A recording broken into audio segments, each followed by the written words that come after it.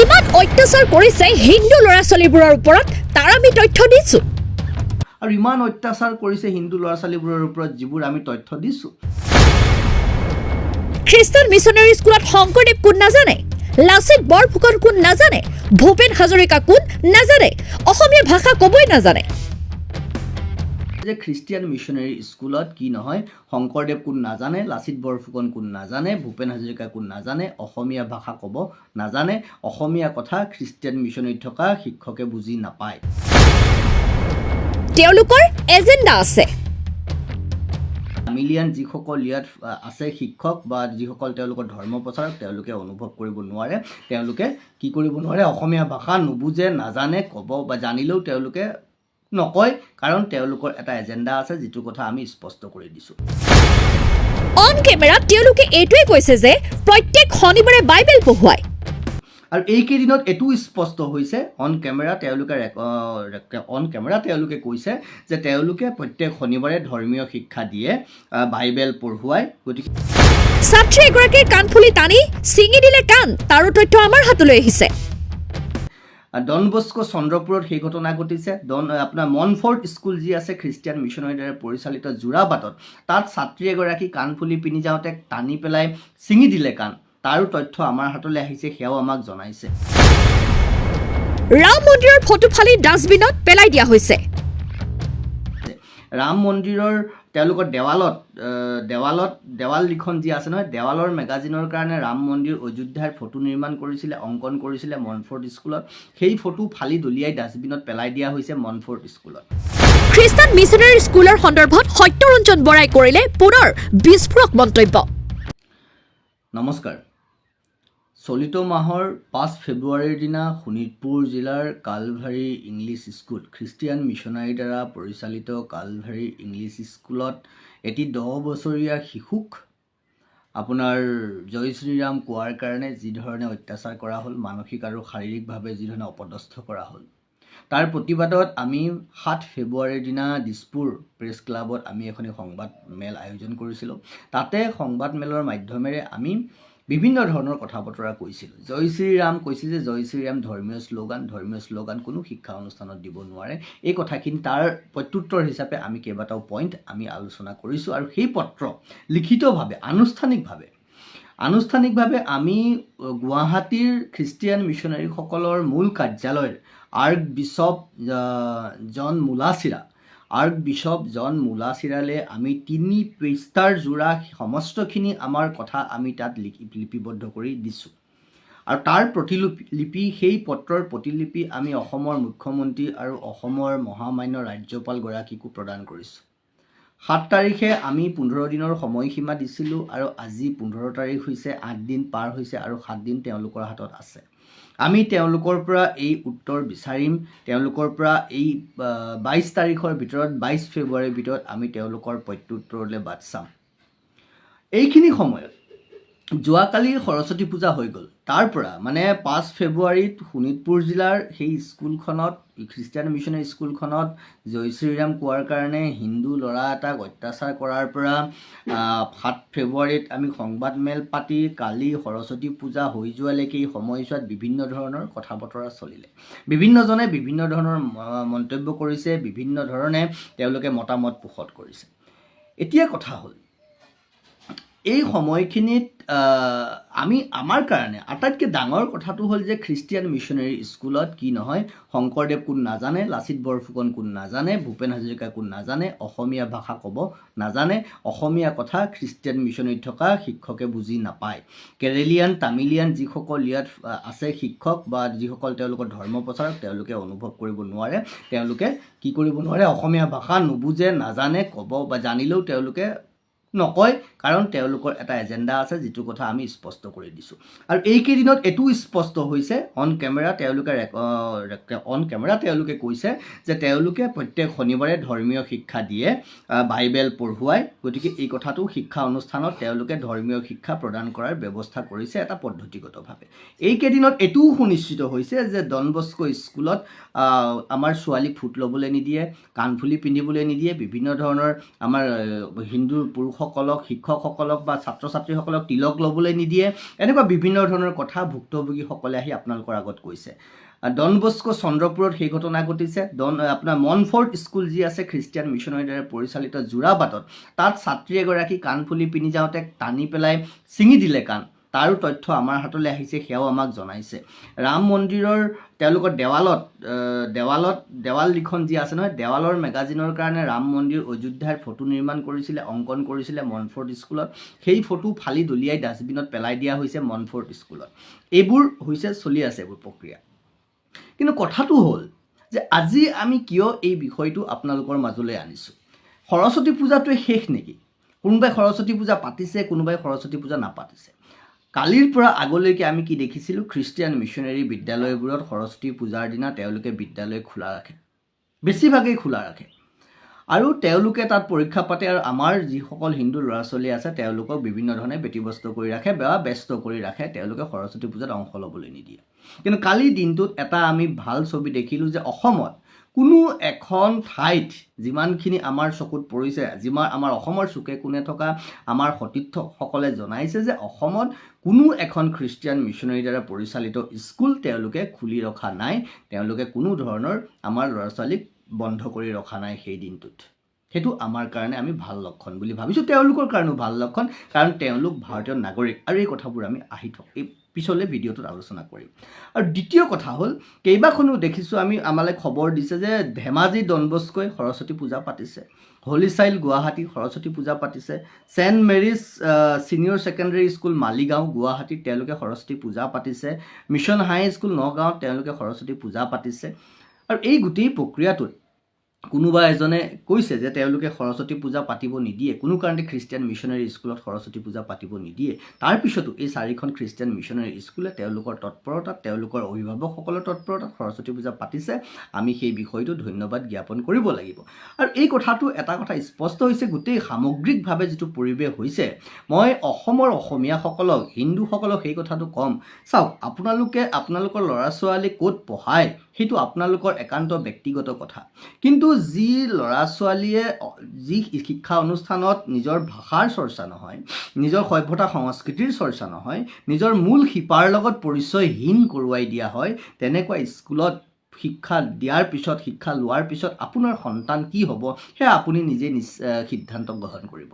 কাৰণ আপোনাৰ সন্তানৰ দায়িত্ব আপোনাৰ সন্তানৰ দায়িত্ব আপোনাৰ সন্তানৰ মানুহ কৰা, নহয় ধুনীয়া টাই পিন্ধি ধুনীয়া গাড়ী লৈ মদ খাই ঘূৰি ফুৰা ল'ৰা এটা বা ডাঙৰ টকা পইচা থকা মানুহ এজন কৰাটো নহয়। মানুহ হিচাপে, সুস্থ মানুহ হিচাপে, সুস্থ সমাজ গঢ়াটো, সুস্থ মানুহ হিচাপে সমাজত চিনাকি কৰাই দিব পৰাটো প্ৰত্যেক পিতৃ মাতৃৰ দায়িত্ব। গতিকে আপুনি আপোনাৰ সন্তানক কি ধৰণে আগুৱাই নিব খোজে সেইটো আপোনাৰ সিদ্ধান্ত। কিন্তু এইটো নিশ্চিত থাকক যে খ্ৰীষ্টিয়ান মিছনেৰীসকলৰ শেহতীয়া আচৰণ, তেওঁলোকৰ কথা বতৰা, তেওঁলোকে বিভিন্নজনে স্পষ্টকৈ কৈছে যে খ্ৰীষ্টিয়ান মিছনেৰী স্কুলত হেনো সৰস্বতী পূজা নাপাতে। এই কথাটো এইটো প্ৰমাণ কৰিলে তেওঁলোকে ধৰ্মীয় চিন্তাৰ দ্বাৰা তেওঁলোক আবেষ্টিত, তেওঁলোকে ধৰ্মীয় কৰ্মকাণ্ড কৰি আহিছে, প্ৰমাণো হৈছে। গতিকে আমাৰ অসমৰ অসমীয়াসকলে যি জাতীয়তাবাদৰ কথা কয়, জাতীয় চিন্তাৰ কথা কয়, শংকৰদেৱৰ কথা কয়, লাচিত বৰফুকনৰ কথা কয়, তেওঁলোকে কওক, নহয় তেওঁলোকৰ ল'ৰা ছোৱালী কেনেকুৱা শিক্ষা অনুষ্ঠানত পঢ়াব। যদি পঢ়ায় মোৰ ক'ব লগা একো নাই, এয়া অসমীয়াই নিজে দায়িত্ব ল'ব। কাৰণ প্ৰত্যেক অসমীয়াক আমি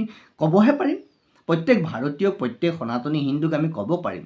চেতনা জাগ্ৰত কৰাটো আমি সেইটো প্ৰয়াস কৰিব পাৰিম। এতিয়া আপোনালোকে সেই চেতনাৰ দ্বাৰা উদ্বুদ্ধ হৈ কাম কৰে নে নকৰে, আপোনালোক প্ৰত্যেকেই গুণী জ্ঞানী ব্যক্তি, আপোনালোক সকলোৰে মন মগজু আছে, চেতনা আছে, নহয় জাতিৰ প্ৰতি সকলোৰে দায়িত্ব আছে। আৰু আপোনালোক সকলো ভাৰতীয় নাগৰিক, আৰু ভাৰতীয় নাগৰিক হিচাপে আপোনালোকৰ ভাৰতৰ প্ৰতি কিছু দায়িত্বও আপোনালোকৰ নিশ্চিতভাৱে আছে, যিখিনি কথা আৰ্টিকল 51ত কৈছে। এতিয়া আমাৰ মৌলিক দায়িত্বৰ কথা যেতিয়া মই কওঁ, বিভিন্নজনে আমাক কৈ আছে ধৰ্ম কৰাটো সকলোৰে মৌলিক অধিকাৰ, সকলোৱে নিজৰ নিজৰ ধৰণে ধৰ্ম পালন কৰিব পাৰে। হয়, আমি কাকো বাধা দিবলৈ যোৱা নাই। মই বিভিন্ন সময়ত কৈছোঁ, না মই খ্ৰীষ্টিয়ান ধৰ্মৰ বিৰোধী, না মই ইছলাম ধৰ্মৰ বিৰোধী, মই কোনো ধৰ্মৰ বিৰোধী নহয়। মই কৈছোঁৱে, আকৌ কৈছোঁ, বাৰম্বাৰ ক'ম, Jesus Christ one of the ideal person for me. যীশু খ্ৰীষ্ট মোৰ কাৰণে এজন আদৰ্শ পুৰুষ। কিন্তু মই কি কৈছোঁ, অসাংবিধানিক কাম হৈছে। কেনেকৈ অসাংবিধানিক হৈছে? আপুনি ধৰ্ম কৰ্ম কৰক। আজি আমি মাদ্ৰাছাত সৰস্বতী পূজা পাতিব লাগে বুলি ক'বলৈ যোৱা নাই, কিন্তু তেওঁলোকে যদি সেইদিনা ক্লাছ কৰে আমি ক'ম হয়তো সেইদিনা তেওঁলোকে মাদ্ৰাছাও পাৰিলে বন্ধ ৰাখিব লাগে, কিয়নো তেওঁলোকো ভাৰতীয় নাগৰিক, মুছলমানখিনিও ভাৰতীয় নাগৰিক। আৰু ভাৰতীয় নাগৰিকৰ মৌলিক দায়িত্ব কি আছে আমি অকণমান পিছত আলোচনা কৰিম। যে মৌলিক অধিকাৰৰ কথাটোত আছোঁ যে আমি মাদ্ৰাছাত কোৱা নাই, কাৰণ মাদ্ৰাছা ধৰ্মীয় এডুকেশ্যন দিয়াৰ এটা সংস্থান নহয়, তাত ধৰ্ম শিক্ষা অনুষ্ঠান সেইটো মাদ্ৰাছা। কিন্তু খ্ৰীষ্টিয়ান মিছনাৰীৰ দ্বাৰা পৰিচালিত স্কুলবিলাক ডন বস্কো স্কুল ধৰ্মীয় শিক্ষা অনুষ্ঠান নেকি? কমন স্কুল নহয়, পাব্লিক স্কুল নহয়, পাব্লিক প্লেটফৰ্ম নহয়, জেনেৰেল ষ্টুডেণ্ট তাত নাই? আছেনে নাই? যদি আছে সেইখন ধৰ্মীয় অনুষ্ঠান কেনেকৈ হ'ব? আৰু যদি ধৰ্মীয় অনুষ্ঠান নহয় তেতিয়াহ'লে তাত ধৰ্মীয় কাৰ্য সাজপাৰ কেনেকৈ পৰিহিত কৰিব পাৰে? ধৰ্মীয় যিমানবোৰ খ্ৰীষ্টিয়ান ধৰ্মৰ যীশুখ্ৰীষ্ট মেৰীৰ ফটোৰ পৰা আৰম্ভ কৰি ক্ৰছ কেনেকৈ ৰাখিব পাৰে? গীৰ্জা তাত কেনেকৈ থাকিব পাৰে? তেওঁলোকে ধৰ্ম কৰ্ম কৰক, তেওঁলোকে ধৰ্মৰ শিক্ষা বিলাব খুজিছে বিলাওক, সেইটো বেলেগ হ'ব লাগিব নহয়, নৰ্মেল শিক্ষা অনুষ্ঠান হ'ব নোৱাৰে। আপোনালোকৰ ধৰ্ম মৌলিক মৌলিক অধিকাৰ আছে, সকলোৰে আছে, আমাৰো আছে। এতিয়া সেই মৌলিক অধিকাৰ যদি খ্ৰীষ্টিয়ানসকলৰ আছে, সেই মৌলিক অধিকাৰ যদি ইছলামৰ আছে, তেতিয়াহ'লে সেই খ্ৰীষ্টিয়ান মিছনাৰী স্কুলত পঢ়া হিন্দুসকলৰ মৌলিক অধিকাৰ নাই নেকি? তেওঁলোকে নিজৰ ধৰ্ম কৰ্ম কৰা অধিকাৰ নাই নেকি?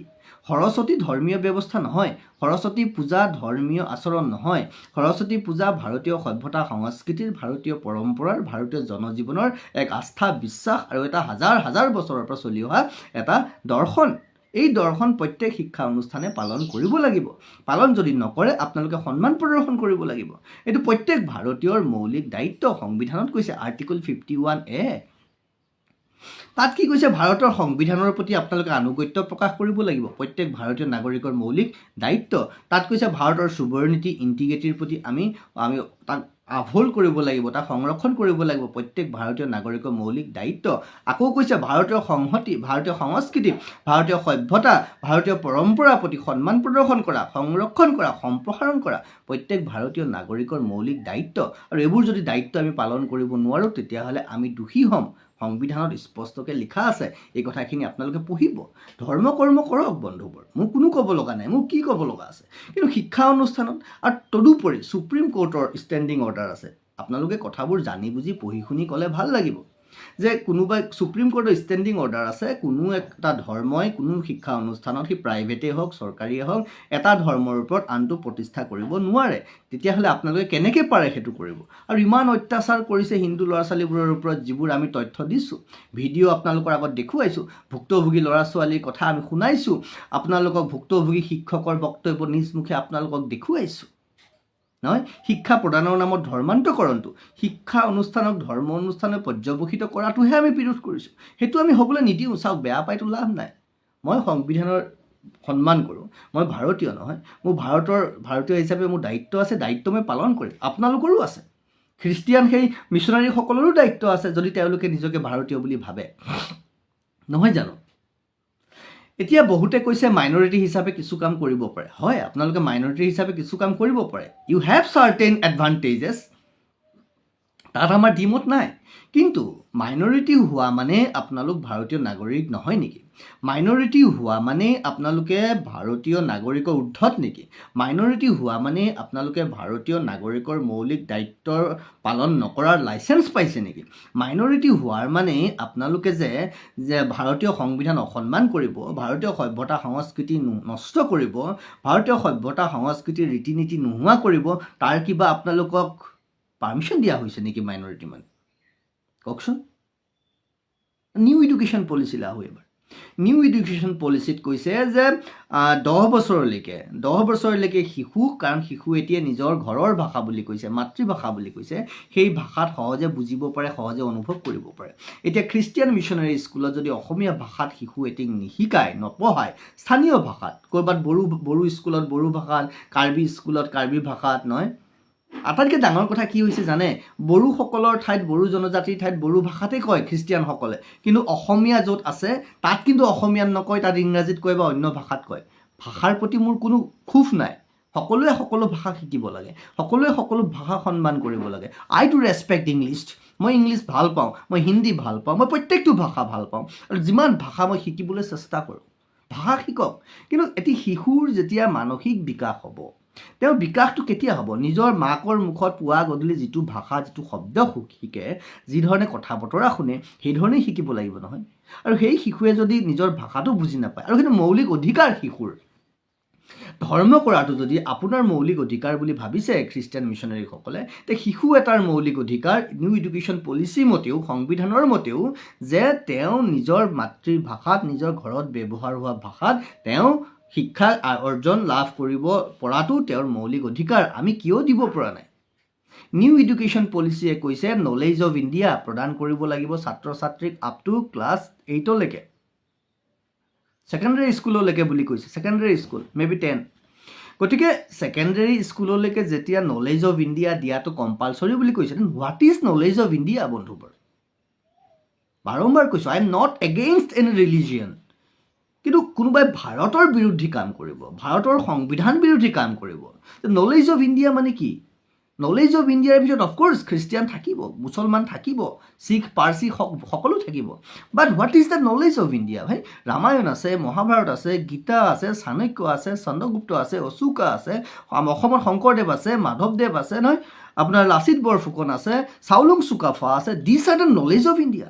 ব্ৰহ্মপুত্ৰ আছে, গংগা ৰিভাৰ আছে নহয়, কামাখ্যা আছে নহয়, অযোধ্যা আছে, বৃন্দাবন আছে, মথুৰা আছে, কি নাই ভাৰতত? সেইবোৰ জানিব নালাগিব? অসমত কিমান সত্ৰ আছে জানিব নালাগিব? সত্ৰীয়া মানে কি, শংকৰী মানে কি বুজিব নালাগিব? মই সত্ৰীয়া বুলি নকৈ শংকৰী কিয় ক'লোঁ? সত্ৰীয়া নৃত্য কি, বৰগীত কি, শব্দ কি, বাক্য কি জানিব নালাগিব? অসমীয়া সাধু কথা কি আমি জানিব নালাগিব? আমি বুজিব নালাগিব? অসমীয়া পৰম্পৰা কি, অসমীয়া ৰীতি নীতি কি আমি জানিব নালাগিব? যদি এইবোৰ কৰা হোৱা নাই, কেৱল যদি এইবোৰৰ পৰিৱৰ্তে আৰু কৈছে যে নিজৰ যিটো এথেনিচিটি, নলেজ অফ ভাৰত বুলি কোৱাৰ লগে লগে প্ৰত্যেক জাতি জনগোষ্ঠীৰ যিবোৰ সাজপাৰ, যিবোৰ খাদ্যভ্যাস, সেইবোৰ জানিব লাগিব। এতিয়া কোনোবাই যদি নিজৰ ট্ৰেডিশ্যনেল কাণফুলি পিন্ধি আহিছে আৰু কোনোবা ফাদাৰে যদি, স্কুলৰ টিচাৰে যদি সেইখনে টানি পেলাই ছিঙি এৰুৱাই দিছে, ক'ব যে তই ট্ৰেডিশ্যনেল বস্তু ফ'ল' কৰিব নোৱাৰিবি, দিছ ইজ খ্ৰীষ্টিয়ান স্কুল, তেতিয়াহ'লে is it not against the personal liberty? গোটেই কথাবোৰ আপোনালোকে ভাবিব। আমি গোটেই পইণ্ট কৰিছোঁ আৰু আমি সুপ্ৰিম কোৰ্টলৈ যাম। ইতিমধ্যে জ্ঞানবাপী আৰু ৰাম মন্দিৰৰ লগত জড়িত, বিশেষ স্পেচিয়েলি জ্ঞানবাপী মন্দিৰৰ লগত জড়িত, মছজিদৰ পৰা মন্দিৰৰ লগত জড়িত যিগৰাকী এডভকেট আছে, সেই এডভকেটৰ এগৰাকী ছিনিয়ৰৰ লগত আমি কথা বতৰা হৈছে যে এইটো ভেলিড হ'ব নে নহ'ব, যদি আমি সুপ্ৰিম কোৰ্টত আমি কেছ কৰিব পাৰোঁ নে নোৱাৰোঁ। তেওঁলোকে কৈছে য়েছ, আমি কৰিব পাৰোঁ, কাৰণ সুপ্ৰিম কোৰ্টৰ ষ্টেণ্ডিং অৰ্ডাৰ আছে। মাইনৰিটি হ'লেও আপুনি ভাৰতৰ চিটিজেন হিচাপে আপুনি মৌলিক যিখিনি ডিউটি আছে সেইখিনি আপুনি কৰিব লাগিব। যদি আপুনি মৌলিক ডিউটি পালন কৰিব পৰা নাই, তেতিয়াহ'লে আপুনি এণ্টি কনষ্টিটিউশ্যনেল কাম কৰিছে, এণ্টি ইণ্ডিয়া কাম কৰিছে বুলি ৰাষ্ট্ৰদ্ৰোহৰ অপৰাধত আপুনি অপৰাধী হ'ব। অসমত আপোনালোকে শংকৰদেৱৰ বিষয়ে নপঢ়ায়, শংকৰদেৱৰ জন্মোৎসৱ পালন নকৰে, শংকৰদেৱৰ তিথি বাৰু বুজিলোঁ, তিথিও নালাগে, মাধৱদেৱ কোন, মানে এই গোটেই বিষয়টো অসম নহয়। অসমত মই অসমীয়া হিচাপে মই অসমীয়া কিয়? কোনোবা বিহাৰী, কোনোবা কাৰ্বি, বড়ো, ডিমাচা কিয়? কোনোবা মাৰাঠী, কোনোবা গুজৰাটী কিয়? এইটো হয়তো খ্ৰীষ্টিয়ান মিছনেৰীয়ে বুজি নাপাব পাৰে, কিন্তু আমি বুজি পাব লাগিব নহয়, ভাৰতীয়সকলে, অভিভাৱকসকলেতো বুজি পাব লাগিব। আমাৰ সমস্তখিনি জাতি জনগোষ্ঠী লগ হৈ আমি একাকাৰ হৈছোঁ। যদি চাওলুং চুকাফাক আমি নাজানো, খ্ৰীষ্টিয়ান মিছনেৰী স্কুলত যদি চাওলুং চুকাফা কোন নাজানে, লাচিত বৰফুকন কোন পঢ়া শুনা নহয়, শংকৰদেৱৰ বিষয়ে চৰ্চা নহয়, অসমীয়া সাহিত্যৰ বিষয়ে চৰ্চা নহয়, তেতিয়াহ'লে কি চৰ্চা হ'ব? তাত কি শিকিব? ফ্ৰাষ্ট্ৰেশ্যন হ'ব, নষ্ট হ'ব, হাঁহিব, লাজ পাব। কিন্তু আমি বুজিছোঁনে? অভিভাৱক হিচাপে অনুভৱ কৰিছোঁনে? তেওঁলোকে শিকাব লাগিব। প্ৰত্যেক অভিভাৱকৰ আমাৰ এইটো দায়িত্ব। সংবিধানখন আমি নপঢ়োঁ আৰু সামাজিক মাধ্যম হৈছে আজিকালি কথাবোৰ কৈ দিবলৈ খুব সহজ। আমি কৈ আছোঁ আপোনালোকৰ চেতনা জাগৰণৰ কাৰণে, লগে লগে আমি যিখিনি পাৰোঁ লিগেলি আমি কৰি যাম। চাওক, ভাৰত বীৰৰ ভূমি, ভাৰত কাপুৰুষৰ ভূমি নহয়, ভাৰত বীৰৰ ভূমি। আৰু নিজৰ দেশৰ স্বাভিমানৰ কাৰণে, নিজৰ দেশৰ অখণ্ডতাৰ কাৰণে, নিজৰ দেশৰ সভ্যতা ৰক্ষাৰ কাৰণে ভাৰতৰ লাখ লাখ মানুহে বলিদান দিছে। প্ৰয়োজনত আমিও যাম, প্ৰয়োজনত আমিও বলি যাম, কিন্তু ভাৰত বিৰোধী কাৰ্যকলাপ হ'বলৈ আমি নিদিওঁ। সময় দিছোঁ, সংবাদ মাধ্যমকো কৈছোঁ, কথাবোৰ আপোনালোকে সেইধৰণে প্ৰচাৰ কৰক অসমৰ মুখ্যমন্ত্ৰী আৰু অসমৰ মহামান্য ৰাজ্যপালগৰাকীক আমি আহ্বান কৰিছোঁ আপোনালোক আমি পত্ৰ লিখিছোঁ আৰ বিশ্বক আমি জনাইছোঁ মালচাৰাক জনাইছোঁ লিখিতভাৱে জনাইছোঁ তাৰপিছত আমাক দুখ নিদিব যে আপোনালোকে আমাক একো নকয় অযথা একো চাওক মই প্ৰশ্ন কৰিবলৈ যাম অসমৰ যিকোনো এখন বিদ্যালয়ত মই খ্ৰীষ্টান মিছন স্কুলত মই যাম সময়সীমা পাৰ হ'লে আমি যাম আৰু আমি গৈ আমি সুধিম প্ৰশ্ন কোনে আমাক বাধা দিয়ে আমি চাম কাৰণ আমি সাংবিধানিক দায়িত্ব পালন কৰিবলৈ যাম আৰু আমাক যিসকলে বাধা দিব সেই দায়িত্ব পালন কৰাত আমি জানিম তেওঁলোকো সংবিধান বিৰোধী কি কৰিব মাৰি পেলাব নহয় জেলত ভৰাই থ'ব এনকাউণ্টাৰ কৰি দিব টৰ্চাৰ কৰিব সকলো ল'বলৈ প্ৰস্তুত সকলোৰ কাৰণে প্ৰস্তুত কিয়নো ভগত সিঙক বিশ্বাস কৰোঁ মুখেৰে নহয় কথাৰে কামেৰে কৰি দেখুৱাম নেতাজীক বিশ্বাস কৰোঁ নেতাজী সুভাষ চন্দ্ৰ বসু এই ভাৰতৰ ভূমিৰ পৰা জন্ম হৈছোঁ নহয় গতিকে ভাৰতৰ কাৰণে ভাৰত সৰ্বোপৰি মোৰ কাৰণে নিউজ ৰিপৰ্ট এ নিউজ 24/7